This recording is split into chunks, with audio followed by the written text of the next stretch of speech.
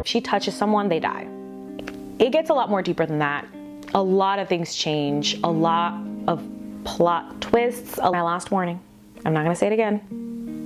What's it called? And I was just like, what's the point of the rest of the series? Like, I don't understand. Like, hi everyone, and welcome to my channel. My name's Mabel. This is Mabel Journals, where we talk about books, we talk about journals, and everything in between. And in today's video, if you can't tell by my smile, I am so excited. In today's video, we are gonna talk about one of the series I just finished that I absolutely love. And I need to talk to someone about it, and so that someone is you. Okay, so before I get started, this video is for the people who have read the series and just want to gush about it, just want to talk about it, just want to hear about it, just want to continue to like live in this world. It's also for people who have had it on their shelf, who have had the Shatter Me series on their shelf for years, collecting dust, and just haven't had the motivation to pick it up. I'm telling you right now, right at this second, at this moment in time, this is your sign. This is your sign to read the series. This is your sign to read the Shatter Me series after you watch this video. If you're watching this video, you should probably read it as well. So anyways, let's just get started. I'm going to talk about 3 different things in this video, and I always like to start with this because it just gives you a good idea of what's coming. First, I'm going to talk about the reading order. It's it was complicated for me. I kept going to Goodreads like, okay, what's the next book? Okay, like what's the next thing? Next, I'm going to talk about, I'm going to give you a quick summary about what it's about. I'm not going to talk specifically. I'm just going to talk about maybe the beginning of where we start, and then kind of like the vibes throughout is what I'm going to really talk about. I'm not going to give anything away. It's going to stay spoiler free. We'll let you know when this part starts, but it's going to be a spoiler section because I feel like a lot of the series has been out for some time, so I know a lot of people have read it. And if you're watching this video and you want to talk about spoilers, I know I do. I'm going to have a small section at the very, very end after a lot of chances for you to stop the video if you haven't read it yet, to talk about spoilers at the end. And it's honestly going to be like a very unfiltered, just me talking, all the things I've been holding inside. I just want to let them out. And that's going to be towards the very end. But the very first 2 pieces, anyone can listen to, anyone can see. If you want to move around and just go to the spoiler part, go ahead, because you already know the order and you already know the summary, all of that. I just want to have a video where there's something in it for everybody. Let's just get into it. This is the Shatter Me series by Tahereh Mafi. Reading order, there are 11 reads total. We start pretty straight to the point. The first read and book in the series is Shatter Me. Then we go into novella territory. Our second read is novella 1.5, Destroy Me, and this is in the same timeline as the end of Shatter Me, but in someone else's perspective. Then we have the third read, but the second book, Unravel Me. Then our fourth read is Fracture Me, novella 2.5. This is in the same timeline as the end of Unravel Me, but in someone else's perspective. And at this point, if you plan to read the physical books, Destroy Me and Fracture Me are in one physical book called Unite Me, but you can read them individually through ebooks if you'd like. Then the 5th read, but 3rd book in the series, Ignite Me. This concludes the first trilogy, and these first 3 books, Shatter Me, Unravel Me, and Ignite Me, are all in the original trilogy. But 4 years later, Tahereh restored the series with the 6th read, but the 4th book, Restore Me. Then we have the 7th read, novella 4.5, Shadow Me. This is in another person's perspective and starts right after the Restore Me, so you get a new scenes. Then our 8th read, but our 5th book, Defy Me, my personal favorite book. The 9th read, novella 5.5, is Reveal Me, and similar to Shadow Me, it is in someone else's perspective, but you get new scenes. Similar to the 2 novellas, the first 2 novellas, Shadow Me and Reveal Me, are combined in one physical book called Find Me, but you can still read them individually through ebooks if you'd like. Our 10th read in the series, but our 6th book, is Imagine Me. And then our 11th read and novella 6.5, our final read, is Believe Me, the only novella that comes by itself, whether you purchase it physically or through ebook.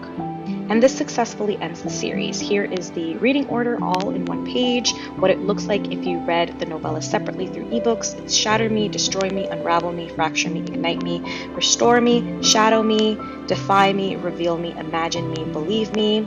These are the books, and they range from 300 to less than 500 pages. And then these are the novellas. They range from 60 pages to 120 pages. If you want to buy the books physically, this is what the series would look like. These would be the novellas. All two of them have 2 novellas in them each, and Believe Me, like I said, is the only one by itself. But of course, like I said, you have to read them in between. So if you pick up Unite Me, you're reading half of it, and then you're reading the other half after Unravel Me. Same for Find Me. And that is the reading order for Shatter Me series. Okay, so now that you know the reading order, let's quickly talk about what the books are about. Like I mentioned, it is YA, and honestly, when I think of YA, sometimes I think I'm not going to be into it because it might not be as deep as I want it to be, but trust me, it is. This series does get deep. It does get very intense, and that's why I feel like it's like YA, but it's also kind of new adult in some portions because there are certain things that happen that I wouldn't consider 100% YA. Here is my beloved series. I have 2 versions of this series. I have the special editions, and then I also have my special editions, which are the ones that are like my special editions, which are the ones that I actually read. I read this in a variety of ways. I read this through Audible, like audiobook. I also read this physical book, of course, and then I also read this through ebooks. So I originally only had the 6 books that come in the series, no novellas, but for some reason, I don't know what, but something in my heart told me you should probably just read the novellas. And when I think about novellas, I think about like you know, when you go out with your friends and you have like, let's say you have a large group of friends. Let's say you have 6 friends that you always hang out with, but you have that one friend that's like your best friend. And so you're hanging out with your 6 friends. You're just like, hey, like, how's it going? Like, la la la. And you have all these conversations. But then once you're done with that big group of friends, it's just you and your best friend texting all the time, and like you get a lot of the inside information, you get a lot of those, you know, you get a lot of like, well, what did you think about that conversation, or what did you actually think about that movie we saw, or like, did you actually enjoy that restaurant? You know, like you get a lot more specific and unfiltered information from your best friend because you can just express anything to them. And that's kind of how I see novellas in this series. I feel like, yes, you can read the 6 books and get a lot of information, but there's a lot more information that you're missing if you don't. But anyway, Shatter Me, our very first book, is what I'm going to talk about. Everything I'm going to say is either in the back of the book or on the Goodreads little profile. I'm not going to give too much away. We follow our main character. Her name's Juliette Farrar. She is isolated and kept in this facility where no one can access her because she has a power that makes her lethal to other people. And this is a power she cannot control. And so it basically means if she touches someone, they die. And she has no control over it. So of course that's dangerous. So they keep her locked up. And she understands that she's dangerous, and she understands why she's locked up, and she just accepts that. Until one day they give her a roommate. You know, we find out his name is Adam, and find out a little bit about him, find out a little bit more about Juliette. But Juliette, like I mentioned, had been living in this facility for some time. And so she, again, is alone and doesn't have anyone around her. So she stole, I think she stole it from one of the guards, this notepad where she writes down how she feels. And every single day, this is like how she stays sane in her head. She just writes down everything she's going through, everything she feels. And a lot of this book is her just like writing things in her notebook and scratching things off. And it gives you a very good idea of what she's thinking, of course, because she's writing it all down. And it also gives you a good idea of what this world is, because she still doesn't really know what world she's living in. And so the world that we have is like this dystopian world. The government and the people have completely like destroyed the environment. And so the government has taken over and everyone's basically living in poverty except for the government is essentially what's happening. The person that's rooming with Juliette, his name's Adam, he, you know, of course, tells her a little bit about the world because she doesn't really know as much. She's been locked in there for some time. And so that's kind of where we get started with this world and the story. It gets a lot more deeper than that. A lot of things change. A lot of plot twists, a lot of changes, a lot of new characters, but not too many, you know, just a good amount. I feel like it's a very good variation in characters. And just a lot of like movement in the story. Like we go to different locations, we do a lot of different things, and we learn a lot about our characters. If you like found family, plot twists, if you enjoy sci-fi, if you enjoy fantasy, if you enjoy romance, but not too much, this is perfect for you. There is a love triangle, but you know, I personally am not a huge love triangle fan, but I think this book did it really, really, really, really well. So that's all I'm going to say about the book without any spoilers.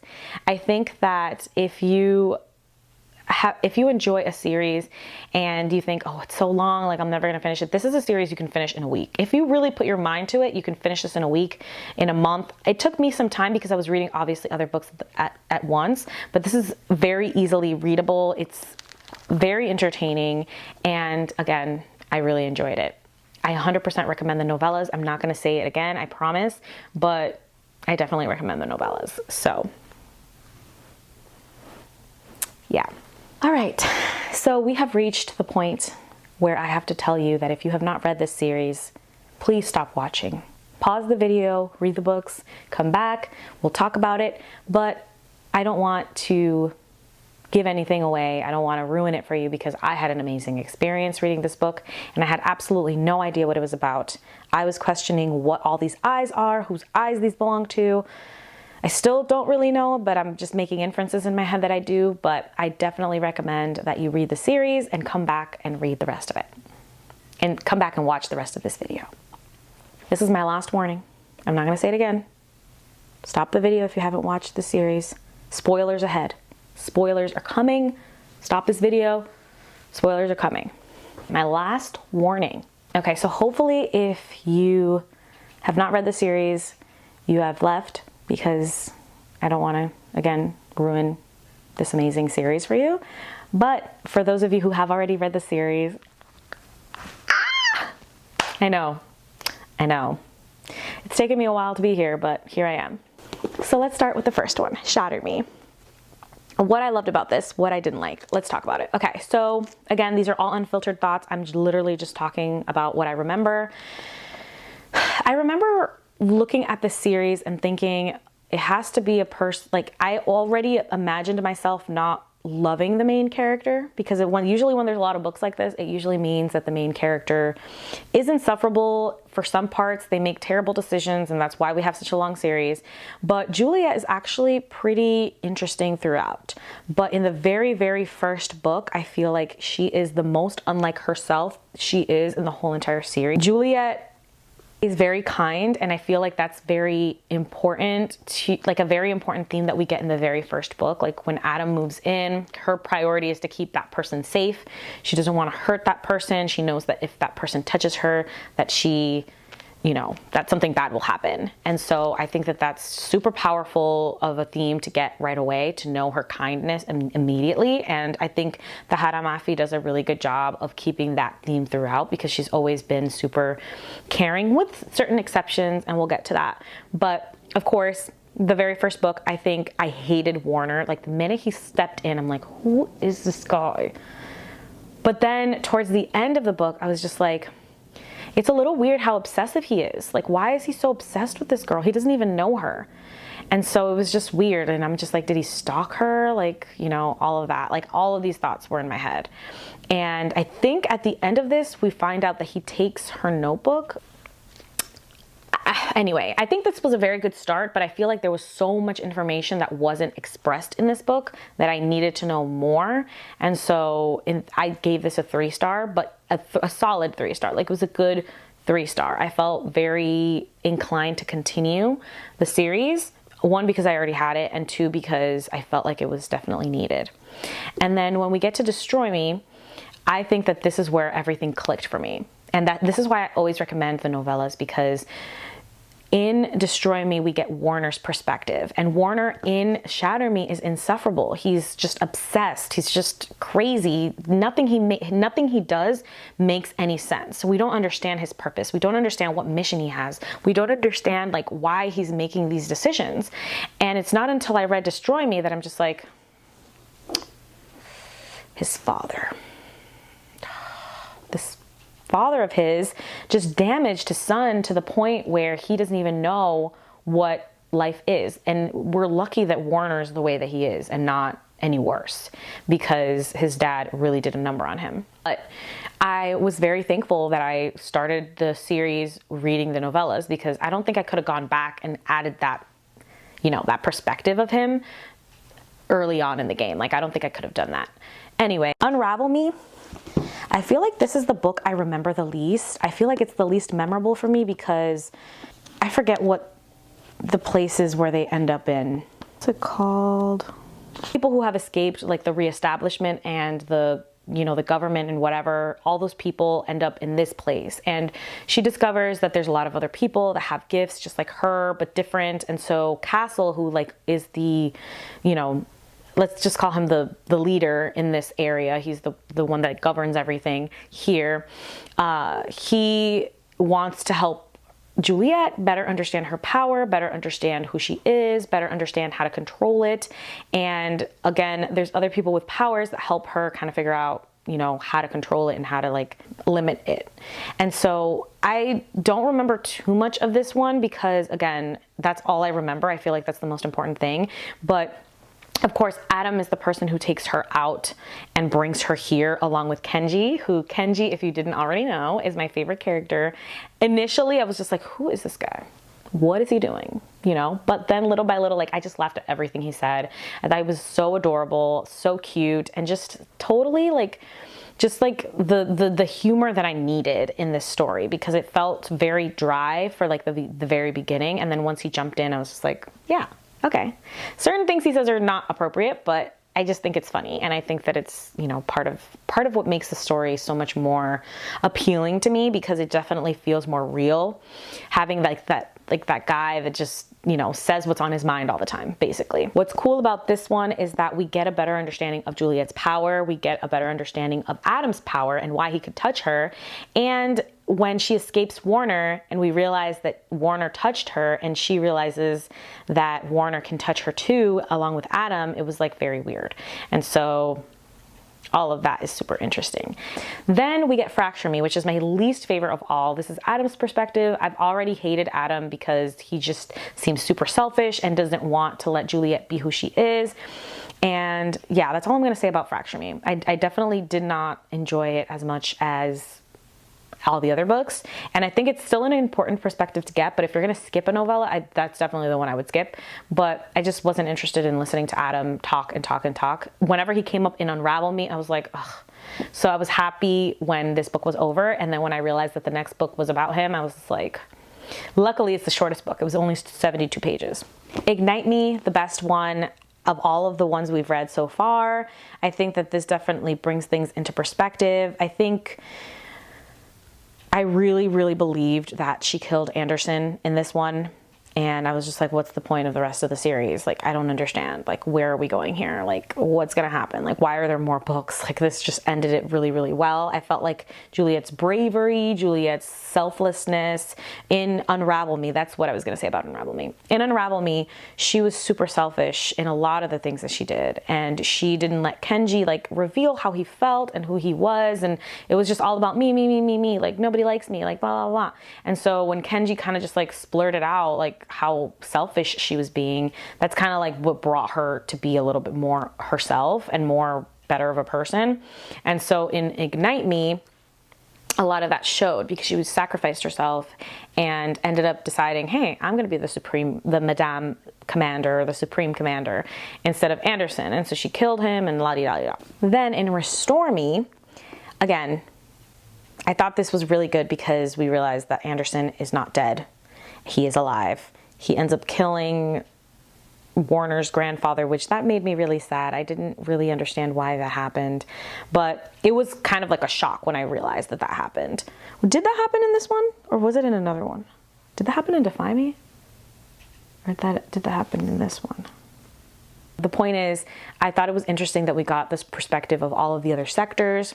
A lot of like the cultural aspects of countries were coming out, and just like the way, like, because I was listening to some of the audiobook and the way that their voices were and a lot of the things that were talked about. I thought that was a really cool thing that Tahereh did in these books. I don't remember if it was in Defy Me or in Restore Me that we discover that Anderson's still alive. But actually, I think it's in Restore Me. I don't know, I could be wrong. But I think that that was super powerful that Anderson came back. And I also thought that it was super interesting, because in Restore Me, I know this happens in Restore Me for sure, when Warner has to tell Juliet about her parents being alive. And Juliet being like, you didn't tell me my parents weren't the parents that dropped me off. And he's like, no, because I thought they were dead and I didn't want you to suffer again. I felt like it was something that, yes, I understand why she didn't trust him right away, but it definitely didn't feel like something like that big of a deal. Like maybe it was a big deal. I don't know. It just felt like he's been through a lot too. You know, he's been lied to a lot too. Like, just understand that it's not just you who's suffering here. And obviously he wouldn't tell you, you know, he wouldn't lie to you purposefully. But that just felt a little weird to me, the way that that was expressed. I felt like if someone would have told me that, I would have wanted more information. I wouldn't have been mad. I mean, I would have probably still been mad, of course, but I would have wanted to know more. And I would have prioritized that over being mad. I don't know. This didn't happen to me, so clearly I don't know. But it just, something didn't sit well with me about that. And then when Kenji was in the picture, I was like, yes, he's going to be like the person in between the two that kind of like, you know, helps them figure out that they're both like freaking out for no reason.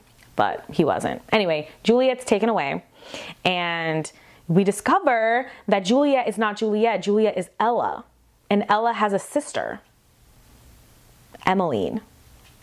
That knocked it out of the park. And I think that that's why Defy Me is my favorite book, because this is when we discover that Ella and Warner have known each other for years, since they were babies. Like since they were children, they've known each other, and they've always gravitated towards each other. They always wanted to come back over and over and over and over again. And every time, in every situation, regardless of how many times they took out all of the memory in their brains, Ella and Aaron always came back to each other. And I just thought that like, this wasn't, I don't think this was meant to be a romance story, but it just felt so romantic, and it was so beautifully done. And I was just like, but I will say, I wanted something to happen with Adam. Like, I felt like he was just like, all right, we're done with you. Bye. You know, like, I felt like, why didn't he have someone, or why didn't he have a purpose? Or maybe he was the one who killed someone and then died in the process, or just something, you know, because it just felt like he was just sitting there, standing there. I thought that this was super powerful when we get that revealed. The other powerful thing, and I think this is revealed in the novella or in this one, the novellas are in Kenji's perspective. As you know, I love Kenji, so I loved getting that information. We absolutely get some of it in this one, I think, but I think the novellas give us a little bit more of that perspective. But the idea that Emmeline is the person creating this world that everyone believes they're living. So she is just so powerful. She can get into everyone's head and tell them, hey, or make them believe that they're living in a world that's like completely like limited resources, when in reality that's not where they're living. They're living in a, you know, in a place that's repairable, that's fixable. But the government or the reestablishment wants everyone to believe that it's not, so that they can, you know, reestablish everything. So I thought that that was just like such a cool, interesting concept, and I thought it was really well done. Now, Emmeline is able to communicate with Ella because of telepathness or something, and express to her like, hey, the only way to stop this, you have to kill me. But we discover that Ella is the plan B to Emmeline, because Emmeline is like, she looks like an alien. She's just completely like unrecognizable, can't even open her eyes, has webbed feet and webbed hands, has no hair, is just like completely like an alien at this point. And so because she's just completely taken over, they want to replace her body with someone else who can withstand the similar things. And that's why Ella was created, so that she can kind of take over. And I thought that that was such an interesting concept. But it's also just like the big sister taking care of her little sister, like, hey, dude, you gotta unalive me, because that's the only way that this world will survive. It's the only way you will survive. And it's the only way we can do what we have to do. And so Anderson ends up, so anyway, Find Me, they take Juliet, Ella, and they erase her memory again. and make her believe that she is like a soldier. So that's where Imagine Me starts. Oh, yeah, that's where Imagine Me starts. And that's how Anderson's able to control Juliet, who now she's Juliet again, because she doesn't know that she's Ella. Warner, we have Nazira, and we have Kenji looking for Juliet or Ella, and Ella is like completely entranced by everything. And the weird part was like her kind of like having feelings towards Anderson because he kind of looks like Warner. That was weird. The other thing that doesn't make sense to me in the book, and maybe someone can clarify this for me, is that Juliet was created in a lab and she was given these powers in the lab, but it was never really 100% expressed how all the other kids ended up having some power. Like Nazira's invisible and like can fly, Kenji's invisible, like Warner can read people's minds and feel their feelings. Maybe not read their minds, but feel their like how did everyone else get those powers? Like maybe it was expressed and I just didn't pay attention. I don't know, but I know how Juliet got her power. Like her mom fabricated it in her when she was, in the womb. But I don't know, it just didn't make sense to me. I think that this one kind of like wrapped things up really nicely. Like all the big things, right? Like Anderson died. Everyone else that was bad died. All that stuff happened, everyone's gone, blah, blah, blah. And then Believe Me, the last one, I felt like this was good. I definitely cried a lot because I honestly mostly cried because of Kenji, because Kenji knew Warner so well and did such a good job of just like being what he needed. And the whole time it was always Kenji doing things that he would have wanted and not what Warner would have wanted. And so I thought it was really powerful how Kenji was like, you know what, like I know there's a lot of people and a lot of emotions, but let me just distract him during their wedding. And I thought that was like really good, like developed, because Kenji was so good with Warner kind of just like it changed something within him to like care for people a little bit more other than Ella and Juliet. And so I thought that was powerful. All right, I feel like I rambled on for a long time. Another thing that I really wanted to ask if anyone knows, these eyes are Warner's eyes and Juliet's eyes, right? Like I'm not crazy because they kept talking about blue eyes. Oh, your eyes are so turquoise, your eyes are so blue. Like I'm assuming that's their eyes. So I don't know. I thought that was cool. Now that we know whose eyes these are, I thought it was interesting. And I also thought it was interesting that the novellas had the eyes closed because it's someone else's perspective, right? I don't know. I don't know why the eyes is closed in the novellas, but I love that there's eyes. I think that that's such a cool concept. I don't know. Kind of just like revert back to this. I don't understand why Adam didn't have more moments. Like again, I'm the first one to say Adam was not my favorite character. I know this, but it was also just like weird that he completely doesn't have, and then nothing more on James. I felt like James having a superpower, where he can heal. I thought that was going to be more important, but it wasn't. I felt like, okay, why was that not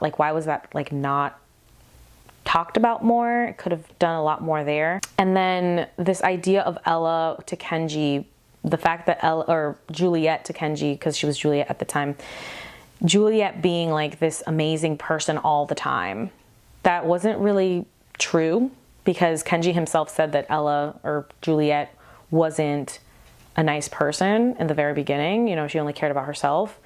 And so just like talking about her like she's always been this great, kind woman just didn't sit well with me. I think it would have been more powerful had he talked about that.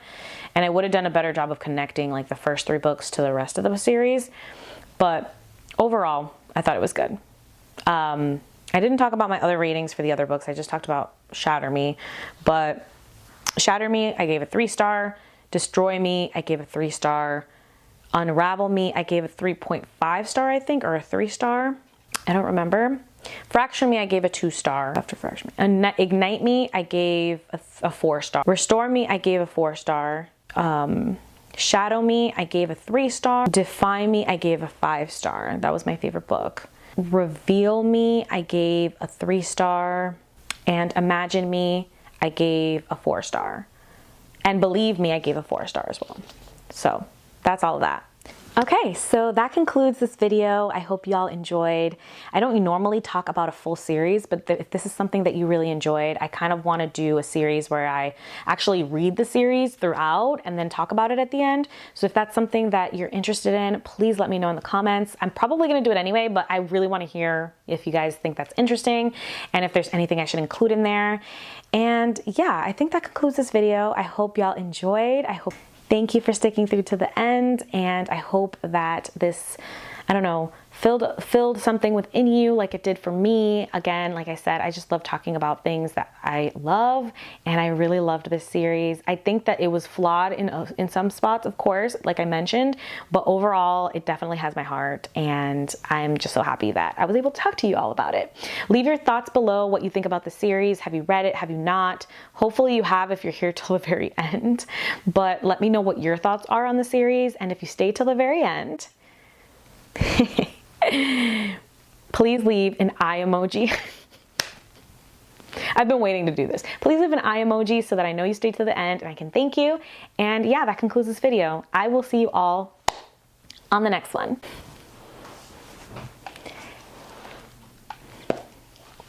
I'm anticipating this being a long, but not long, the longest video I've ever done. Yes, you can read the 6 books and get a lot of information, but there's a lot more information that you're missing if you don't. And so I always make an effort to try and read the novellas because I do feel like I can get access to that, and I am a person that needs to know all the information just to move on. Ignite Me finished really well. Like, I don't think I need to read any more. Like, one, it's like the prettiest one because it's pink and I love pink. And two, it's the last book. Like, I think it was only like 170 pages.